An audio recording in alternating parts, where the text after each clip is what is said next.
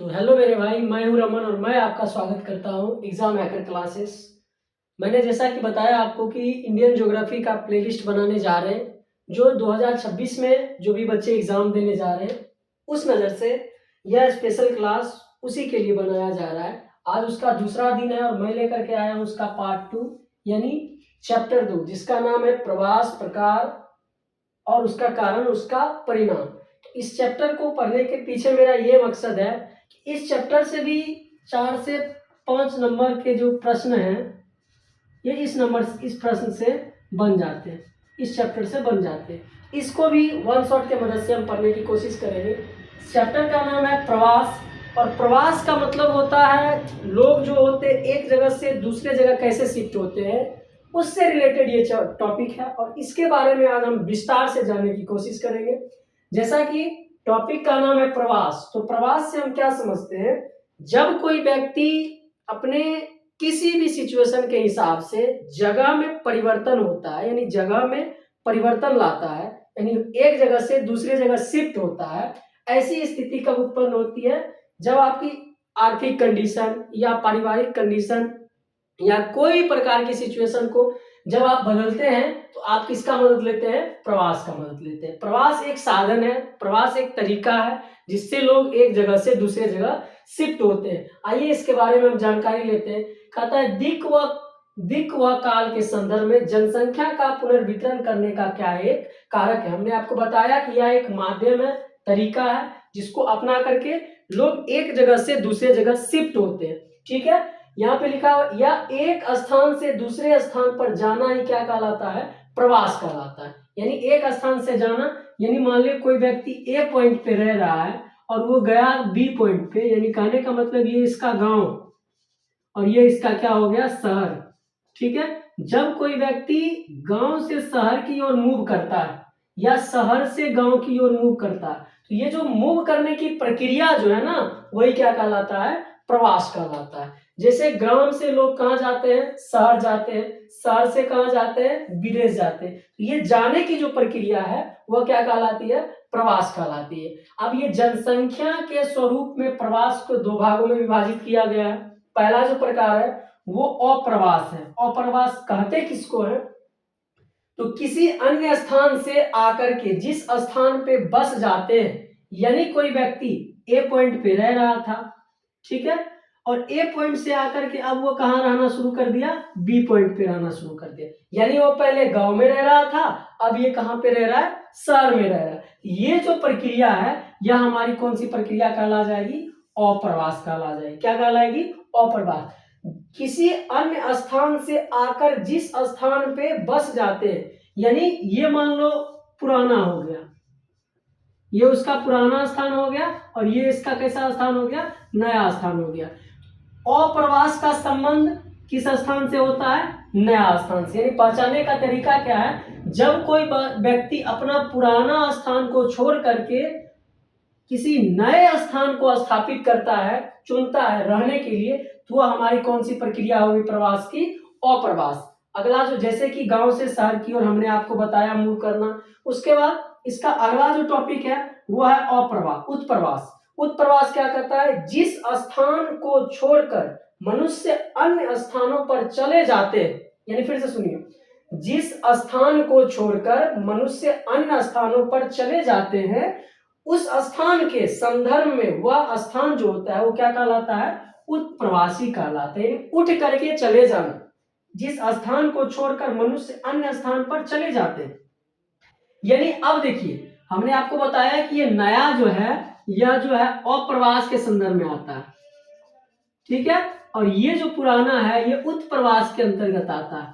तो आप एक बात बताइए, कोई मनुष्य यहां से उठ करके यहां गया तो यहां के लिए ये कौन सा व्यक्ति हो जाएगा, अप्रवास हो जाएगा। और यहाँ जो छोड़ा गया समय जो है, छोड़ा गया जो जगह है वह इसके लिए क्या कहला जाएगा, उत्प्रवास कहला जाएगा। तो जैसे ग्राम से ग्राम में फिक्स हो जाना या एक ऐसी माध्यम है, इसमें महिला जो होते हैं सबसे ज्यादा प्रभावित होते हैं। जैसे एक गांव से दूसरे गांव में शिफ्ट हो जाना, यानी उसकी शादी का एक बड़ा कारण जो महिला को प्रवास करने में सबसे ज्यादा मौका देती है। तो ये ग्राम से ग्राम यानी एक ग्राम से वह दूसरे ग्राम में क्या करती है, प्रवेश करती है, अपना जीवन क्या करती है, शुरू करती है। तो यह प्रक्रिया जो है वो किस प्रक्रिया के अंतर्गत आता है, उत्प्रवास के अंतर्गत आता है। जैसे कि हमने नोट में डाला है, जब मनुष्य अपने देश या प्रदेश से अन्य स्थान या देश में जाता है तो वह प्रवासी कहलाता है। प्रवासी मतलब क्या, परवासी, यानी दूसरे जगह रहने वाला अब मेरे यहाँ रह रहा है, यानी दूसरे जगह रहने वाला व्यक्ति अब मेरे यहाँ रह रहा है, यानी दूसरे भाषा में ये बोले तो किसी अन्य स्थान से आए हुए व्यक्ति जो अपना जीवन की किसी अन्य परेशानियों से होकर के एक नया जगह को सिलेक्ट करता है तो वह क्या कहलाता है, प्रवासी कहलाता है। क्या कहलाता है, प्रवासी। तो आप कभी सुनते होंगे, कभी कहा जाता है कि ये प्रवासी है। प्रवासी मतलब यानी कुछ समय के लिए रहने के लिए आए, ठीक है, कुछ समय के लिए रहने के लिए आए, और ये हमारे यहाँ के रहने वाले नहीं है, ये किसी अन्य जगह की रहने वाले। और वो व्यक्ति जब किसी नए स्थान पे आकर के रखते हैं तो नया स्थान के लिए वो व्यक्ति जो होती है वो क्या कहलाती है, प्रवासी कहलाती है। ठीक है, इस टॉपिक से हमें 2 या 3 नंबर के क्वेश्चंस पूछे जाते हैं। क्वेश्चंस कैसे पूछे जाते हैं, जैसे बताइए, प्रवास की परिभाषा दें। प्रवास किसे कहते हैं, जब मनुष्य एक स्थान से दूसरे स्थान तक निम्न कारणों के मदद से क्या करता है, परिवर्तित करता है। वो कारण कौन कौन से हो सकते हैं, शिक्षा के लिए, स्वास्थ्य के लिए, पढ़ाई के लिए, और भी अन्य कारण के लिए, मनोरंजन के लिए, या अन्य अन्य विभागों में काम करने के लिए ये लोग किसका मदद लेता है, प्रवास का मदद लेता है। प्रवास एक ऐसा साधन है जिससे हम किसी मनुष्य की उस दशा को, उस व्यवस्था को, उस नियम को, उस कानून को दर्शाते हैं जो क्या कहता है, ग्राम प्रवेश में होता है, जो ग्राम से शहर की ओर जाता है या शहर से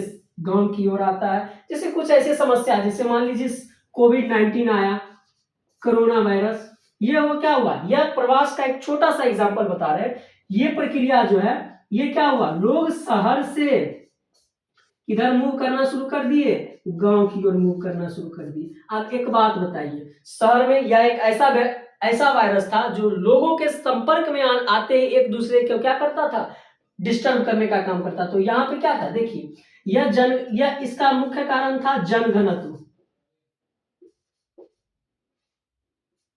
जनघनत्व मतलब प्रति वर्ग किलोमीटर में रहने वाली लोगों की कुल संख्या, यानी जहां पे लोग की संख्या ज्यादा होगी वहां पे चीजें क्या होगी, फैलने की संभावना ज्यादा होगी। क्यों, क्योंकि संपर्क में ज्यादा आते हैं लोग। ठीक है, एक दूसरे से बात करना या एक दूसरे के साथ बैठना, एक दूसरे के साथ घूमना, यह प्रक्रिया जब तक शुरू रहती थी तब तक क्या इस पर क्या होता था, नियंत्रण नहीं करवाया जा सकता। तो यह कुछ ऐसे प्रकार के हैं, एग्जाम में भी आपसे पूछे जाएंगे, तो आप कोशिश कीजिएगा कि इस तरह उसको एक्सप्लेन करने का, क्योंकि नंबर जो होते हैं ना वो एक्सप्लेनेशन पे मिलती है, चीजों को कैसे हम उसको वहां से तोड़ तोड़ करके लिख सके।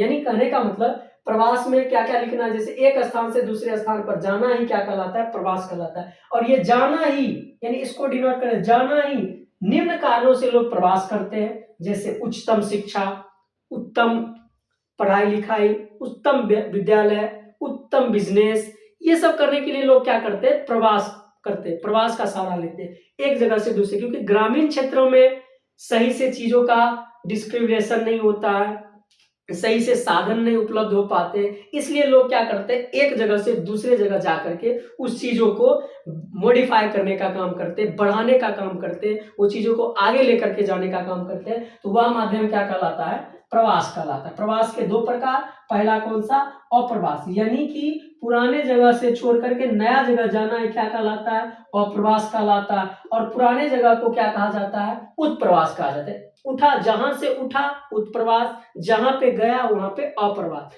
अब जहां से लोग एक देश से दूसरे जगह जाते हैं तो वहां के लिए वह लोग क्या कहलाते हैं, प्रवासी कहलाते हैं। क्या कहलाते हैं, प्रवासी। चीजें क्लियर।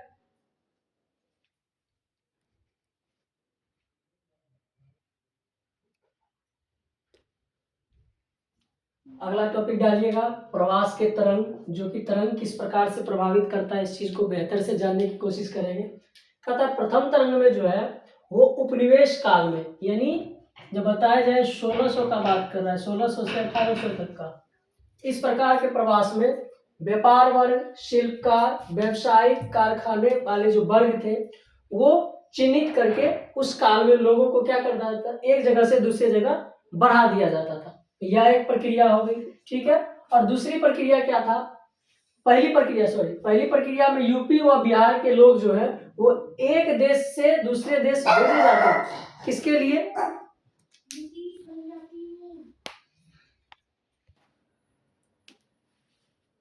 तो आइए देखते हैं।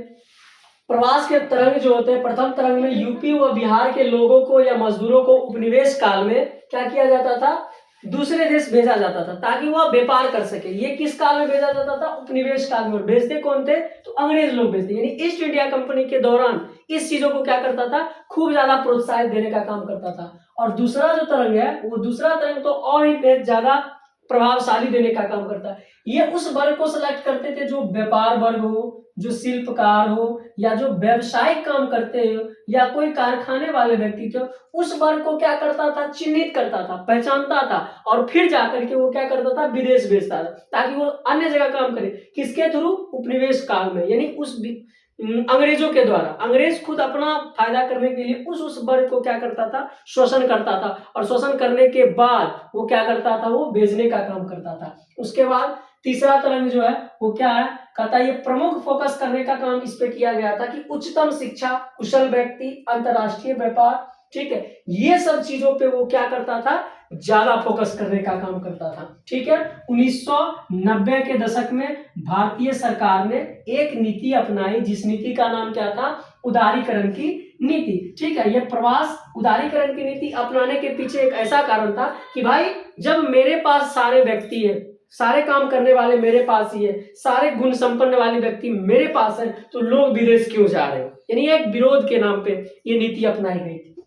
अगला आईडी, प्रवास तथा भारतीय जनगणना। ये टॉपिक एक ऐसा टॉपिक है जिससे 3 नंबर या 2 नंबर के क्वेश्चन कंफर्म, यानी कहा गया कि प्रथम सफल जनगणना पहले चैप्टर में पढ़ाए हुए थे कि 1881 ईस्वी में हुई थी। यह जनगणना दूसरी जनगणना तो थी, लेकिन पहली सफल जनगणना थी, क्योंकि पहली जनगणना तो हुई थी 1872 ईस्वी में, किंतु वह सफल नहीं हो पाई थी। इसलिए 1881 ईस्वी में किया गया जनगणना, जो संपूर्ण भारत में एक आंकड़ा बताया गया था, स्पष्टीकरण आंकड़ा बताया गया था।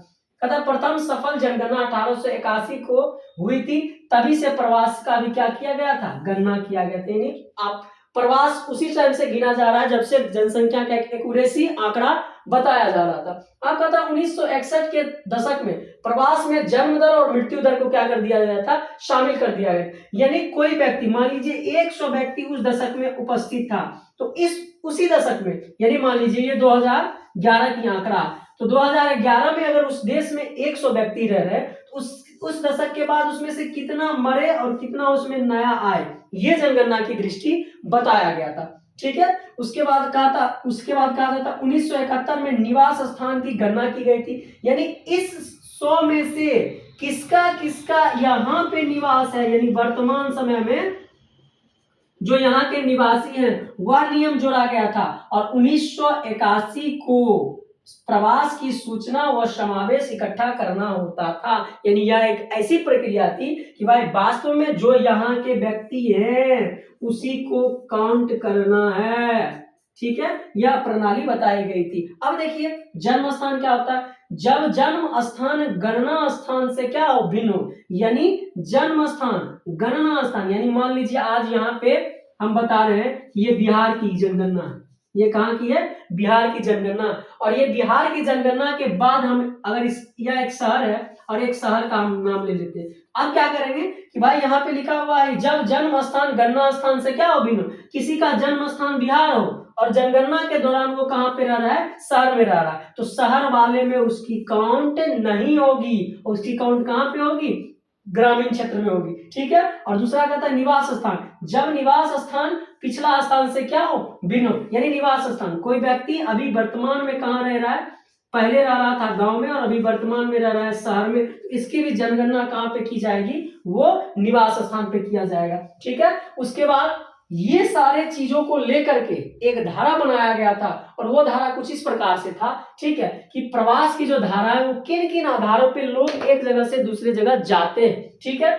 इसमें 4 भाग में इसे विभाजित किया गया था। इसमें कितने भाग में विभाजित किया गया था, 4 भाग में। सबसे पहला था जो ग्राम से ग्राम, यह एक ऐसी प्रवास के माध्यम था जिसमें बहुत ज्यादा हर वर्ष अधिक मात्रा में महिलाओं द्वारा क्या होता था, प्रवास किया जाता था। कहेगा कि महिलाओं क्यों, क्योंकि इस प्रकार की प्रवास में सबसे ज्यादा विवाह को सबसे ज्यादा ऊपर रखा गया था। ऊपर इसलिए इसको रखा गया था क्योंकि इस माध्यम से स्त्री का प्रवास ज्यादा होता था, क्योंकि शादी होकर के एक गांव से कहा जाता था, दूसरे गांव में शिफ्ट होता था। तो यह प्रक्रिया, यह जो प्रवास की प्रक्रिया है वो सबसे ज्यादा मानी जाती थी। और दूसरा क्या था, गांव से नगर की ओर। अब गांव से नगर यानी गांव से नगर जाने का पीछे बहुत रीजन है।